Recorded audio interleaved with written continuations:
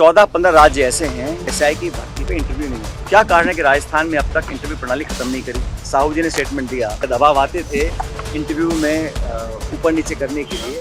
Online तैयारी, offline जैसा अनुभव कपिल सर के मार्गदर्शन में करें आरएएस, पीएसआई, ईओ, आरओ और अन्य भर्ती परीक्षाओं की तैयारी बूस्टर एकेडमी के साथ। अभी डाउनलोड करें booster academy app. Sub inspector भर्ती है, लगभग 14-15 राज्य ऐसे हैं जहां पर एसआई की भर्ती पे इंटरव्यू नहीं होते। और ये बात सच है, जितना कम इंटरव्यू होंगे उतना कम लोगों को मौका मिलता है छेड़छाड़ करने का या गलत रास्ता इख्तियार करने का। तो क्या कारण है कि राजस्थान में अब तक इंटरव्यू प्रणाली खत्म नहीं करी, जब बाकी प्रदेशों में ऐसा हो रहा है और कई राज्यों में तो काफी ऊंचे लेवल तक इंटरव्यू समाप्त कर दिए गए हैं। तो जैसा भी हमारे साहू जी ने स्टेटमेंट दिया कि उन पर भी सुझाव या दबाव आते थे इंटरव्यू में ऊपर नीचे करने के लिए। अब उन्होंने खुलासा नहीं किया कि किसका फोन आया, किसने उनको आग्रह किया, लेकिन इसलिए होता है क्योंकि इंटरव्यूज में कहीं ना कहीं ह्यूमन इंटरफेरेंस होती है, उसमें गड़बड़ी करने का मौका मिल सकता है। लेकिन जब विशेष रूप से एसआई इंस्पेक्टर वे 14 या 15 राज्यों में इंटरव्यू समाप्त कर दिए, तो क्या कारण है कि भाजपा सरकार राजस्थान की इंटरव्यूज को खत्म नहीं कर रही?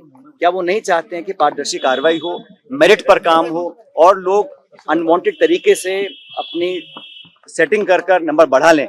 क्या सरकार चाहती है कि जो मेहनत करने वाले लोग हैं उनको बराबर का पायदान ना मिले? ये बात प्रदेश सरकार को स्पष्ट करनी चाहिए। जैसे मैंने कहा, जब 1.5 दर्जन राज्यों में इंटरव्यू समाप्त कर दिए हैं, सिर्फ मेरिट पे काम होगा तो ये काम होना चाहिए। लेकिन जो कंपटीशन एग्जाम कराने का जो प्रोसेस है, जो प्रक्रिया है, जब उस पर सवाल उठ गए हैं तो फिर लोगों का विश्वास कहाँ रहेगा? और हमको सोचना पड़ेगा साथियों कि आज जब कोई बच्चा प्रिपेयर करता है एग्जाम देने के लिए, जब उसको भरोसा ना तो पेपर लिखने वाले पर है, ना पेपर कंडक्ट करने वाले पर है, ना पेपर चेक करने वाले पर है, तो उसका विश्वास खत्म हो जाएगा। और जब इकबाल खत्म होता है तो बहुत ज्यादा अस्थिरता समाज में फैल सकती है। नौजवानों को भरोसा दिलाना, उनका विश्वास जीतना हम सबकी जिम्मेदारी है। लेकिन जो सत्ता में बैठे हैं उनको समझना पड़ेगा कि सिर्फ भाषण देने से, प्रचार करने से, इश्तिहार छापने से काम नहीं बनेगा, धरातल पर काम करना पड़ेगा, कठोर कदम उठाने पड़ेंगे। जो लोग जिम्मेदार हैं उनको नैतिकता से अपनी स्वीकार करना पड़ेगा, हमारी जिम्मेदारी थी, जिसने गलती की है सजा मिलनी चाहिए। और वो बड़े मगरमच्छ अब तक कहाँ हैं? मैं बार बार कहता हूँ, ये पेपर लीक का मसला, ये करोड़ों में जो पेपर खरीदे जाते हैं, ये कोई छात्र नहीं कर सकता।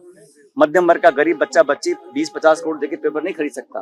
ये तो बड़े बड़े कोई संस्थाएं, इंस्टीट्यूट्स हैं जिन्होंने मिलकर इस पेपर को खरीदा और फिर लोगों तक पहुंचा। और ये जो पेपर लीक पकड़ा भी गया है, इसमें सरकार की बहादुरी नहीं है, ये तो बच्चों ने खुद पकड़ा गेस्ट पेपर और जब बताया कि गेस्ट पेपर और मेन पेपर बिल्कुल एग्जैक्टली कॉमा फुल स्टॉप भी एक है, तब जाके जब एक्सपोजर हुआ, जब उनको लगा कि हमारी फजीयत होगी, तब जाके इसको पेपर को कैंसिल किया गया।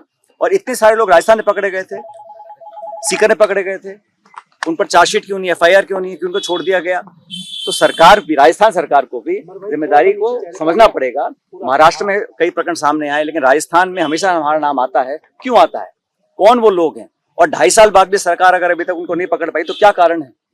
और क्या विश्वास हमें है कि अगले 2 साल में पकड़ लेंगे? तो आप जब विपक्ष में रहते हैं तो बड़े बड़े दावे करते हैं। जो लोग इन्वॉल्व हैं पेपर लीकेज में, पेपर को सप्लाई करने में, उन बड़े लोगों को कब पकड़ेंगे? किनका संरक्षण प्राप्त है? ये खुलासा करना पड़ेगा ना। जनता पूछ रही है कि आप अपनी छाती पीट रहे हैं कि हमने बहुत कामयाबी हासिल कर ली है, आपने सिर्फ कैंसिल किया और ये एग्जाम किया, और अब ये टेलीग्राम को बैन कर रहे हैं, अलग अलग एप्स को बैन कर रहे हैं।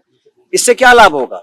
जिसको चोरी करनी चोरी करेगा। जब तक सजा का डर नहीं होगा, जब तक दंडित करने का भय उन लोगों के जहन में नहीं घुसेगा जो इस काम को करते हैं, तब तक विश्वास लोगों का काम नहीं होगा। तो सरकार की जिम्मेदारी है, बोथ सेंट्रल गवर्नमेंट की भी और राज्य सरकार की भी, कि इस पर बंदिश लगे और आने वाले समय में एक पारदर्शी जवाबदेही प्रणाली का क्रियान्वयन करने की जिम्मेदारी मैं समझता हूँ दोनों सरकारों की है।